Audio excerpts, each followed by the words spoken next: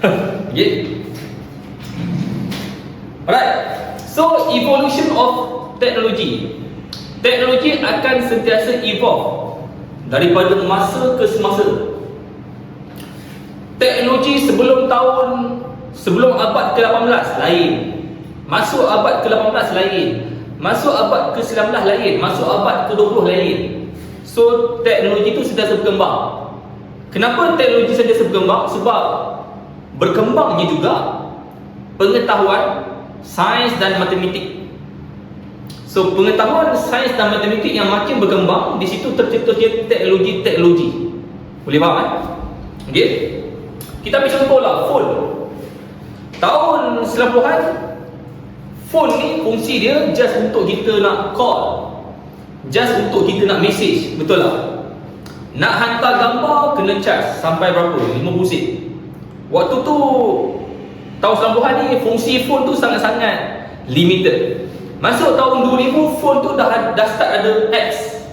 Dah boleh tengok YouTube. Waktu tu ada MySpace. Waktu tu boleh tengok bola dalam phone. Tahun 2000 kan. Butang pun dah start banyak. Butang pun dah macam butang laptop kan. Butang berbuta kan. Masuk tahun 2010, dah start ada phone touch screen. Touch screen. Okay.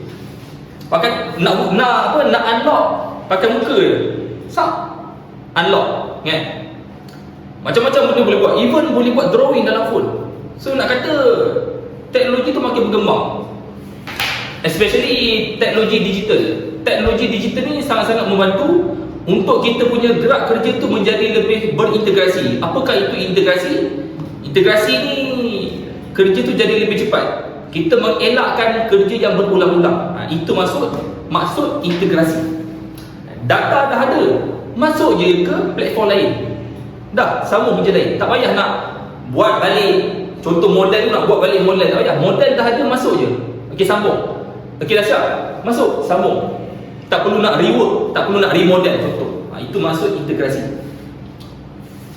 Boleh faham kan?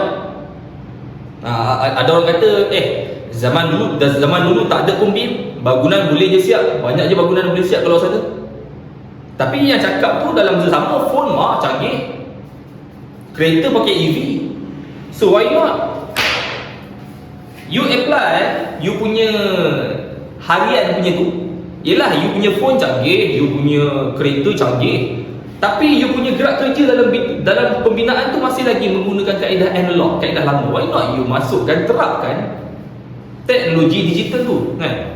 Sudah benda ni awareness. Sebenarnya secara kehidupan seharian kita dah buat dah benda tu. Cuma dalam pembinaan ni kita tak nampak kan. So saya akan sentiasa beri this awareness supaya kita nampak macam mana teknologi digital ni boleh bantu kita.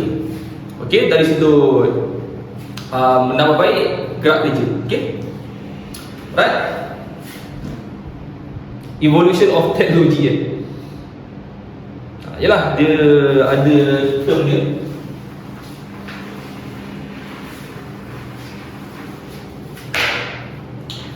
Industrial Revolution Revolution. Dia ada IR 1.0 lah kan, IR 2.0, IR 3.0, dan lastly yang sekarang kita masuk era IR 4.0. So digital teknologi. Okay. Right.